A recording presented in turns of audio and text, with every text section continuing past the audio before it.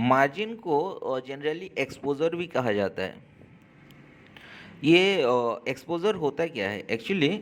It is the extra leverage you are given by the stock broker और exchange against your fund और fully paid holding. यही होता है। मतलब आपने एक मार्जिन और एक्सपोजर कैसे अवेल कर पाओगे? Suppose you have some funds in your trading accounts. मेरे पास 10,000 फंड्स हैं ट्रेडिंग अकाउंट में। सो ये फंड्स जो अवेलेबिलिटी है उसके अगेंस्ट में एक्स्ट्रा लिवरेज मतलब एक्स्ट्रा फैसिलिटीज़ मुझे मिल सकता है कि आई कैन बाय फॉर 30,000 और 40,000 एक्स्ट्रा वैल्यू का। ठीक है। बट जो एक्स्ट्रा वैल्यू का मैंने बाय कर लिया हूँ वो क्या है? एक तरह का लोन है, क्रेडिट है, जो आपका स्टॉक ब्रोकर दे रहा है। तो दिस इज कॉल्ड मार्जिन और एक्सपोजर। तो दो चीज़ से मिलता है आपको, एक तो फंड से मिल जाएगा, सेकेंडली अगर आपका पोर्टफोलियो में होल्डिंग है तो उसके अगेंस्ट में भी आपको मार्जिन मिलता है, and that is called pledge process. आपको वो स्टॉक्स को प्लेज करना होगा एंड उसके अगेंस्ट में आपको मार्जिन मिल जाएगा। प्लेज मतलब क्या होता है कि गिरवी रखना। आपका स्टॉक्स को कहीं पे गिरवी रख दिए एंड द ब्रोकर के पास गिरवी रखे एंड उसके बिहाफ में आपको एक्स्ट्रा एडिशनल मार्जिन मिल जाएगा। वो मार्जिन को आप यूटिलाइज कर सकते हो एंड ट्रेड कर सकते हो। सो लेट्स अंडरस्टैंड कि डिफरेंट सेगमेंट्स में और मोड्स ऑफ ट्रेड में कैसे मार्जिन मिलता है। First of all, intraday margin. Intraday hope you know, हम लोग डिस्कस किए थे कि same day transactions buy and sell दोनों same day same trading sessions में हो जाता है, तो उसको हम लोग इंट्राडे कहते हैं। सो जो इंट्राडे है इसमें क्या होता है कि you are provided margin upon few category of stocks. मतलब जो अच्छा स्टॉक्स हैं खाली उसमें ही मार्जिन मिलता है, not in poor category stocks. तो आपको A category, A plus category और बी कैटेगरी ऐसा है होता है, स्टॉक्स का कैटेगराइज किया गया है। इन एडवांस क्लासेस में हम लोग उसको डिस्कस करेंगे कि कैटेगरी ऑफ स्टॉक्स कैसा है। But make sure just understand कि जैसे कि टॉप 50 है तो ये कौन सा कैटेगरी में आएंगे? ए प्लस कैटेगरी में आएंगे। तो इस तरह का स्टॉक्स में आपको इंट्राडे के लिए मार्जिन मिल जाएगा। अभी ये मार्जिन देता कौन है? ये मार्जिन एक्चुअली में आपका एक्सचेंज देता है आपको।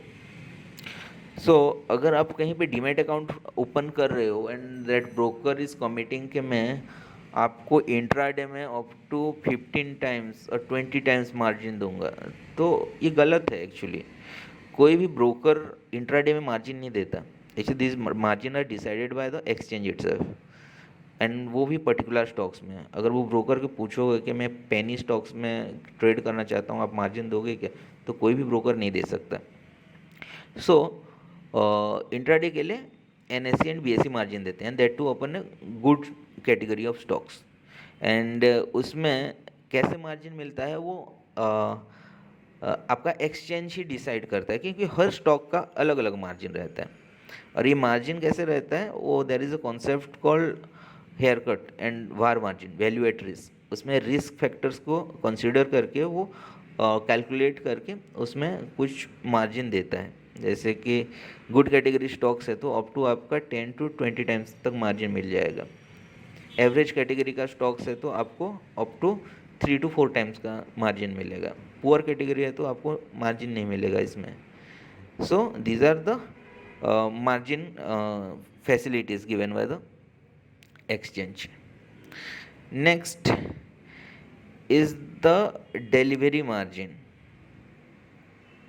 अभी ये जो डिलीवरी मार्जिन है, जैसे डिलीवरी मोड में करते हैं ना, the transaction takes place more than 1 day, उसको क्या बोलते हैं?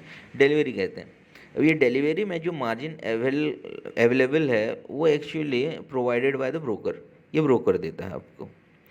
फॉर इंस्टेंस अगर मैं एंजल वन की बात करूँ तो angel one provides you 4 times margin of your fund value.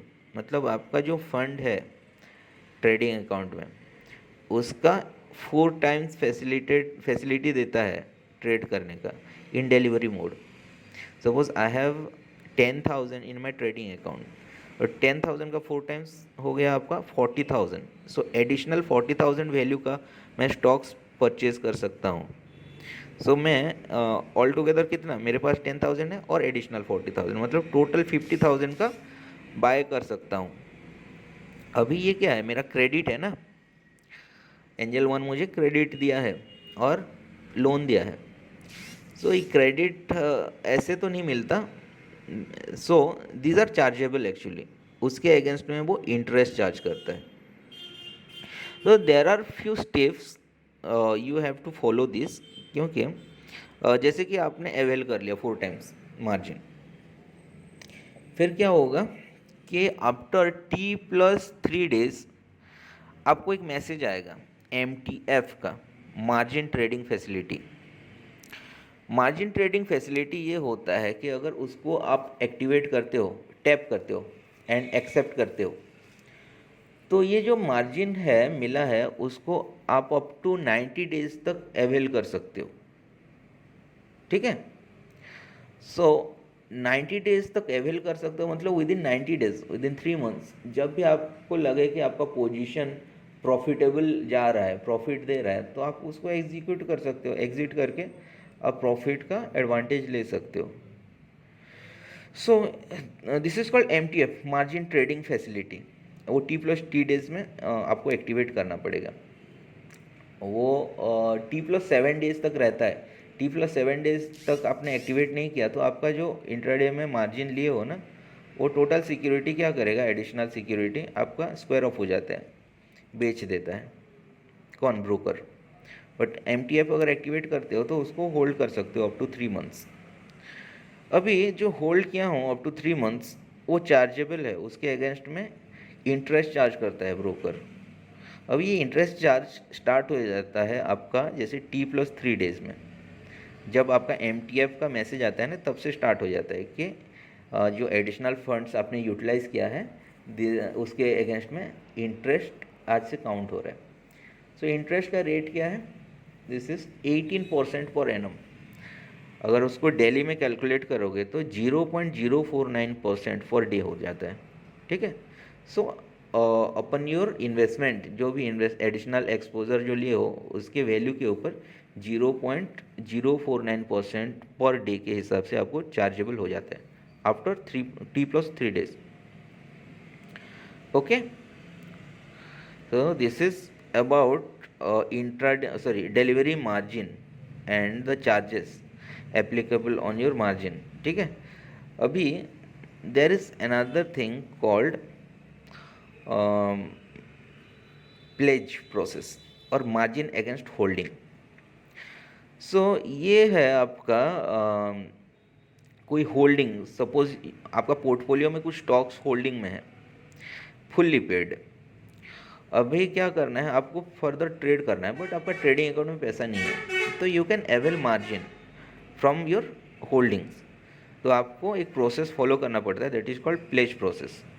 Portfolio में जाके आपको स्टॉक्स चूज़ करना होगा एंड वहाँ पे इंक्रीज मार्जिन का ऑप्शन रहता है। इंक्रीज मार्जिन करोगे, इंक्रीज मार्जिन करोगे तो जो भी स्टॉक्स आप होल्ड किए हो, only the good category stocks are considered. उसमें क्या होगा कि एक मार्जिन प्रोवाइडेड होगा। सपोज आई हैव 4 स्टॉक्स, जिनमें से 3 स्टॉक्स आपका ए कैटेगरी का स्टॉक्स है, जैसे कि टाटा मोटर्स हो गया, SBI हो गया एंड आपका बजाज ऑटो हो गया। 3 स्टॉक्स आपका ए कैटेगरी के हैं और एक कुछ स्टॉक्स है KEC इंटरनेशनल या कुछ छोटा मोटा स्टॉक्स है, तो उसमें आपको मार्जिन नहीं मिलेंगे। ये 3 स्टॉक्स में मुझे मार्जिन मिल जाएंगे। Suppose I invested 10,000 in Tata Motors, invested value. Similarly SBI का मेरा 15,000 का इन्वेस्टेड वैल्यू है एंड मेरा M&M और बजाज ऑटो का इन्वेस्टेड वैल्यू है 20,000। सो ये मेरा इन्वेस्टेड वैल्यू है। अभी इन्वेस्टेड वैल्यू के अगेंस्ट मुझे मार्जिन कैसे मिलेंगे, after cutting some percentage and that cut is called hair cut.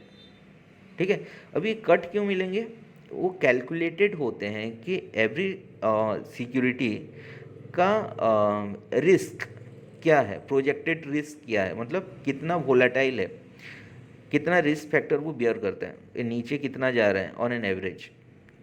Okay, वो आपका एक्सचेंज और ब्रोकर उसका सिस्टम में कैलकुलेटेड करके बता देता है। इनफैक्ट आपका एक्सचेंज का एक सिस्टम है, वहाँ पे वो कैलकुलेटेड रहता है कि उसमें रिस्क कितना है फॉर एवरी स्टॉक्स।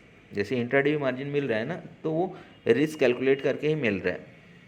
तो यहाँ पे सपोज टाटा मोटर्स क्या कर रहा है कि 20% का रिस्क है इसमें, मतलब एट द पॉइंट जहाँ पे मैंने एंट्री किया है वहाँ से वो 20% अप्स और डाउन्स कंटिन्यूसली वो होता रहता है, ठीक है। तो 20% जो होता है उसको हेयर कट बोलते हैं। 20% को कट करके बाकी रिमाइनिंग 80% आपको मार्जिन मिल जाएगा। So in this example if I have invested 10,000 in Tata Motors, तो उसका 20% हेयर कट हो जाएगा। ओके, सो हेयर कट के बाद मुझे 80% मिल गया। This hair cut is something called VAR, value at risk, ठीक है। अभी हेयर कट बोलो या वैल्यू एट रिस्क बोलो, वार मार्जिन यही होता है। So 80% is your var margin और 20% is your hair cut. So you got the point कि होल्डिंग अगेंस्ट में कैसे मार्जिन मिल रहा है। So now I utilise this margin. अभी ये मार्जिन मैं यूटिलाइज करता हूँ तो इसके अगेंस्ट में क्या मुझे चार्जेस देना पड़ेगा? And the answer is no. जैसे कि आपने MTF एक्टिवेट करके आपका फंड्स के अगेंस्ट में मार्जिन ले लिया है तो वहाँ पे चार्जेबल है, बट यहाँ पे होल्डिंग के अगेंस्ट में अगर आपने मार्जिन लिया है तो दिस इज़ नॉट चार्जेबल। हाँ, बट जब आप प्लेज कर रहे हो द प्लेज प्रोसेस में इनिशियली आपको 20 रुपीज़ प्लस GST लगेगा। सिमिलरली जब अनप्लेज करते हैं स्टॉक्स तो फिर से आपको 20 रुपीज़ प्लस GST लगता है, बट आपको मार्जिन जो मिला है उसके अगेंस्ट में आपको कोई इंटरेस्ट नहीं मिलेगा, यहाँ पे नहीं लगेगा मार्जिन अगेंस्ट होल्डिंग में। Got it? अभी देखो इसका रिपरकशन है, मतलब कॉन्सिक्वेंसेस है। अभी मार्जिन हम लोगों ने ले लिया, अभी देखिए मार्जिन के अगेंस्ट में जो सिक्योरिटी लिए हैं, ट्रेड किए हैं, उसमें लॉसेस आ रहा है। इन दैट सिनेरियो क्या होगा कि लॉसेस अगर आ रहा है तो वो इम्पैक्ट आपका अंडरलाइन एसेट्स में पड़ेगा और वो फंड्स में पड़ेगा। सो अगर हम होल्डिंग के अगेंस्ट में, सपोज होल्डिंग के अगेंस्ट में मैंने मार्जिन ले लिया प्लेज करके, अभी मेरा जो एक्स्ट्रा मार्जिन में जो भी ट्रेड कर रहा हूँ उसमें आपका लॉसेस हो रहा है। So that losses should be counted up to 25%। अगर 25% का लॉस रियलाइज्ड हो रहा है तो आपको नोटिफिकेशन आएगा कि मार्जिन शॉर्टफॉल और MTF एजिंग, तो आपको उसको रीपे करना है। जो भी शॉर्टफॉल आ रहा है उसको रीपे करना है। अगर नहीं रीपे करोगे तो दैट अमाउंट्स ऑफ स्टॉक्स आपका होल्डिंग से स्क्वायर ऑफ हो जाएगा, सेल कर दिया जाएगा। Clear? Okay, now what is 20%? अभी मार्जिन अगेन होल्डिंग्स में से तो पता चल गया what is 20% of invested value, ठीक है। अभी जो आपका फंड्स अगेंस्ट में लिए हैं मार्जिन MTF एक्टिवेट करके, वहाँ पे क्या है, आपका 10,000 था, आपने 40,000 एक्स्ट्रा एडिशनल ले लिया। अभी टोटल 50,000 के ऊपर अगर 2,000 का भी नेगेटिविटी दिख रहा है और 2,500 का लॉसेस, अनरियलाइज लॉसेस दिख रहा है, तो वो 25% हो गया। अभी आप सोच रहे हो 50% का 25% तो कुछ ज़्यादा ही होता है ना, 12,000 अराउंड, बट नहीं, आपका इन्वेस्टेड वैल्यू और दैट फंड्स वैल्यू का, आपका ओरिजिनली फंड कितना है ट्रेडिंग अकाउंट में? 10,000 का 25% होता है 2,500। तो अगर 50,000 इन्वेस्टमेंट में भी अगर 2,500 का दिखा रहा है नेगेटिव, तो आपको MTF एजिंग का मैसेज आएगा और आपको 2,500 रीपे करना पड़ेगा in order to hold that position. अगर नहीं रीपे करोगे तो वो 2,500 का सिक्योरिटीज़ सेल हो जाएगा, ठीक है। हाँ, टोटल सेल नहीं होगा, जो आपका रिस्क में होता है उस क्वांटिटी आपको सेल हो जाता है। तो these are about these are all about the additional features of trading platform। ये सारे आपको मिल जाएंगे ट्रेडिंग प्लेटफॉर्म्स में। Further we will discuss about pricing.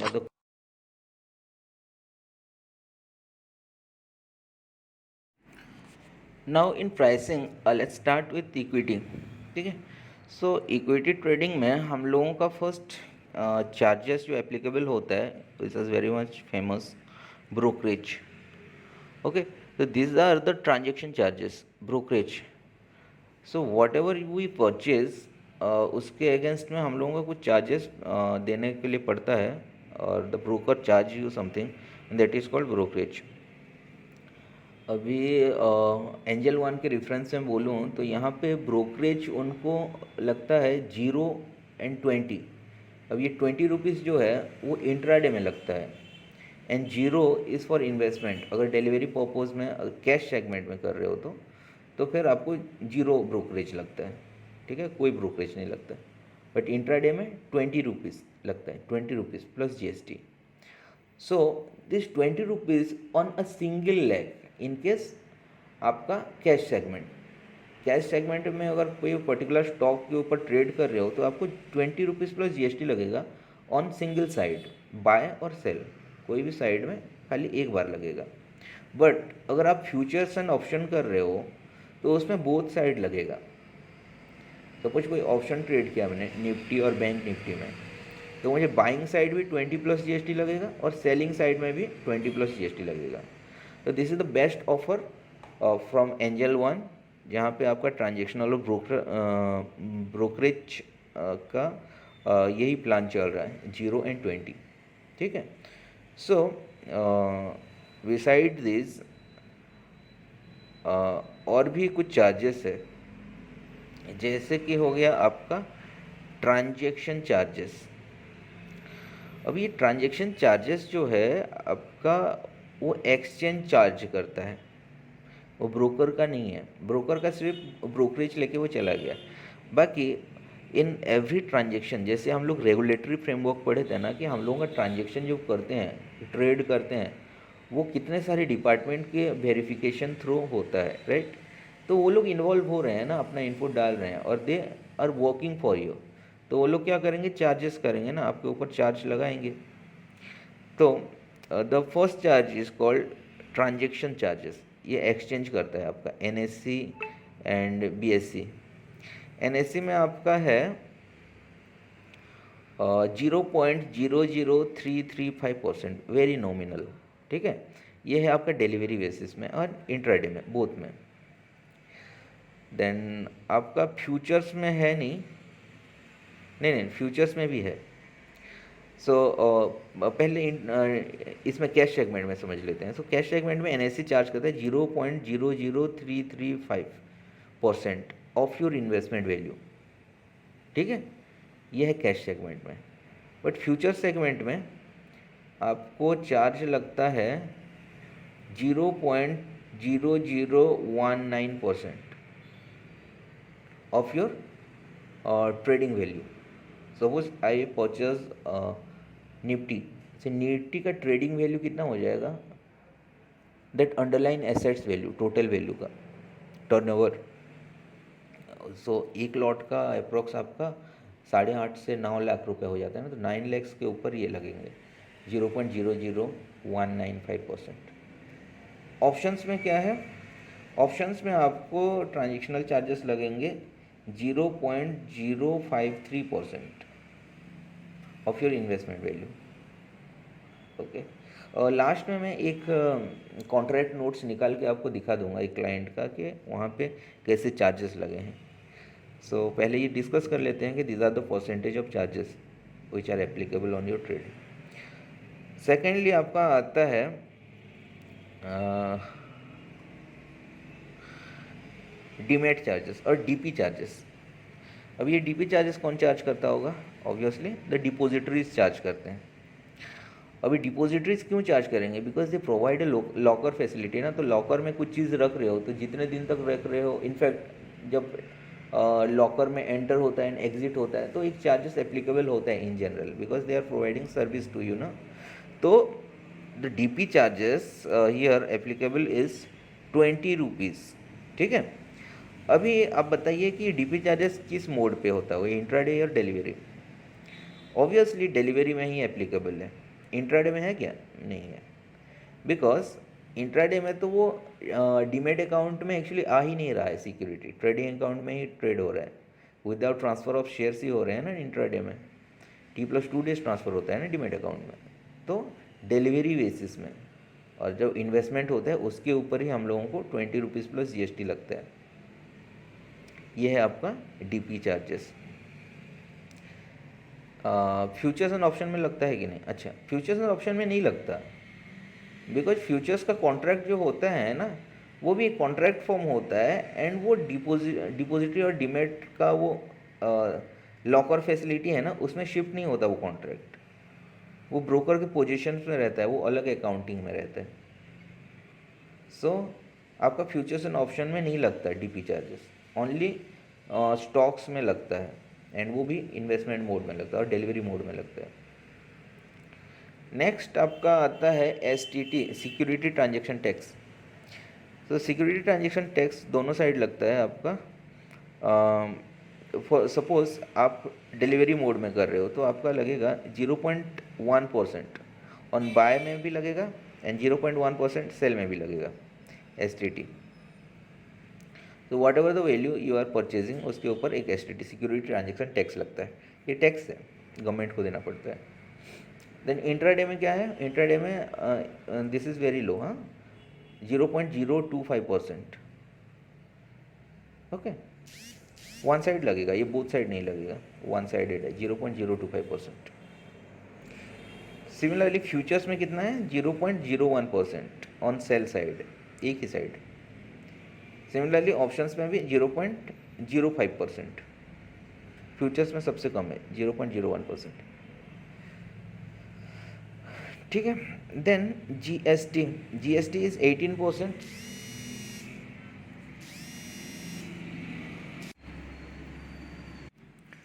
GST is applicable on service charges, जैसे कि आपका ब्रोकरेज सर्विस चार्जेस है ना, ट्रांजेक्शन चार्जेस है, तो उसमें GST एप्लीकेबल होता है। सिमिलरली DP में भी आपका सर्विस चार्जेस है तो GST एप्लीकेबल होता है, which is 18% everywhere. Next is stamp duty charges. Stamp duty charges is for delivery modes of trade, it is 0.015%, whereas in intraday it is 0.003%, and futures में आपका 0.002%, and again options में 0.003%. so this is very nominal. Then आपका SEBI charges, अभी सेबी भी आपका charge लेता है। ये जो सेबी चार्जेस है वो एक्चुअली एक टर्नओवर में लेता है। सपोज यू इन्वेस्टेड 1 करोड़, तो 1 करोड़ के बिहाफ में वो क्या करेगा, 10 रुपीज़ चार्जेस करता है। वेरी नॉमिनल है। लेस देन 1 करोड़ करोगे तो आपका उस फ्रैक्शन में चार्जेस ले लेगा वो। ठीक है। These are all about major charges. And BSC का कुछ ट्रांजेक्शन चार्जेस होता है, जैसे NSE का था, BSE का ट्रांजेक्शन चार्जेस भी गुड कैटेगरी स्टॉक्स में 0.00375% ऑफ द टर्नओवर वैल्यू होता है। देन कुछ एवरेज कैटेगरी स्टॉक्स में 0.00275% ऑफ टर्नओवर वैल्यू होता है। एंड ये इंक्रीज़ होते होते 0.1 और 1% तक आ जाता है in case of penny stocks और core category stocks. Core category stocks में आपका ट्रांजेक्शन चार्जेस और टर्नओवर चार्जेस कितना हो जाएगा, 1% तक आ जाएगा आपका। इन जनरल आपको गुड कैटेगरी स्टॉक्स में टर्नओवर चार्जेस कम पड़ते हैं, 0.00375%।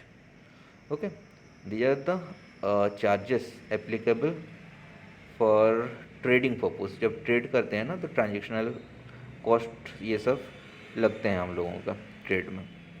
Then there is something called non trade charges. अगर कुछ ट्रेड ना भी कर रहे हैं तो कुछ चार्जेस एप्लीकेबल होता है, being a demat account holder. तो नॉन ट्रेड चार्जेस फर्स्ट क्या होता है कि this is called EMC, annual maintenance charges. Annual maintenance charges now this days convert करके मंथली चार्जेस कर दिया गया है, मंथली मेंटेनेंस चार्जेस MMC कर दिया गया है उसको। ये है आपका 20 plus again GST which comes around 23.6 rupees per month. Secondly है आपका interest charges on debit balance. Okay, suppose आपने डेबिट कर दिया है, कहीं पे लॉस है और आप MTF एजिंग का मैसेज आया है, आप रिपे नहीं कर रहे हो, तो एवरी डे एक चार्जेस एप्लीकेबल होगा, that is the interest charges, and which is 0.049% for day और 18% फॉर एनम। आपका 10,000 वैल्यू में कितना आ जाएगा, 4 रुपीज़ आ जाएगा, 4.9 रुपीज़ आ जाएगा। मार्जिन ट्रेडिंग फैसिलिटी और margin trade funding interest charges same है आपका 0.049%, मैंने बताया था ऑलरेडी। तो these are the charges applicable on equity trading. So equity trading के अलावा और भी ट्रेडिंग होता है, जैसे कि currency and commodity. So currency and commodity के लिए refer to your respective brokers, क्योंकि ये चार्जेस अलग अलग रहते हैं। ये इन जनरल मैंने एंजल वन से रिफ़र करके इक्विटी के बारे में बता दिया था। अभी करेंसी कमोडिटी के लिए आप अपना ब्रोकर को कंसल्ट कीजिए if you are trading in that commodity and currency segment. Okay, there are some other charges applicable throughout the trading. Okay, trading activity में और भी कुछ चार्जेस एप्लीकेबल होते हैं, जैसे कि नॉन ट्रेडिंग में आपका अकाउंट मेंटेनेंस चार्जेस और एनुअल मेंटेनेंस चार्जेस और मंथली मेंटेनेंस चार्जेस 20 रुपीज़ बताया मैंने। और एक चार्जेस एप्लीकेबल होता है in Angel One, that is call and trade. जैसे कॉल करते हो एंड ट्रेड करने के लिए बोलते हो डीलर को, तो वो लोग चार्ज करते हैं 20 रुपीज़। स्क्वायर ऑफ चार्जेस, कोई सिक्योरिटी आपने स्क्वायर ऑफ किया नहीं, ऑटोमेटिक स्क्वायर ऑफ हो गया, तो उसके ब्याह में आपको 20 रुपीज़ लगेगा। जैसे कि इंट्राडे आपने ऑप्शन चूज़ किया है और 315 तक आपने सेल नहीं किया, तो वो ऑटोमेटिकली स्क्वायर ऑफ हो जाता है, तो उसमें स्क्वायर ऑफ चार्जेस लगते हैं 20 रुपीज़।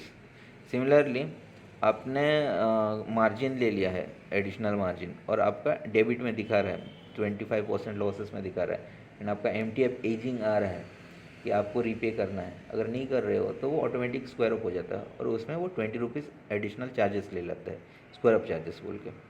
ओके, देन आपका DP charges as mention 20 rupees. Then pledge creation, pledge के बारे में बताया था कि होल्डिंग मार्जिन अगेंस्ट होल्डिंग जो मिल रहा है आपको, प्लेज प्रोसेस बोलते हैं। वो प्लेजिंग जब करते हो तो 20 रुपीज़ होता है, एंड अनप्लेज भी करते हो तो 20 रुपीज़। देन डीमेटेरियलाइजेशन चार्जेस, ये जो होता है कि जैसे कि आपके पास फिजिकल शेयर सर्टिफिकेट है और उसको डीमेटेरियलाइजेशन के लिए भेजते हो, तो वहाँ पे चार्जेस लगता है 50 रुपीज़ पर स्क्रिप्ट। कोई भी कॉन्ट्रैक्ट नोट्स है और द फिजिकल सर्टिफिकेट है, उसके अगेंस्ट में 50 रुपीज़ लगता है। Okay, so these are all about the charges. Hope you mention that charges, and उसके आगे आप ट्रेड करो as per the charges, considering this charges. Okay, that's it for the day. I hope you understood this point. अगर कुछ query होगा तो further just mail me और ask me in the class. Thank you, have a safe day. Okay.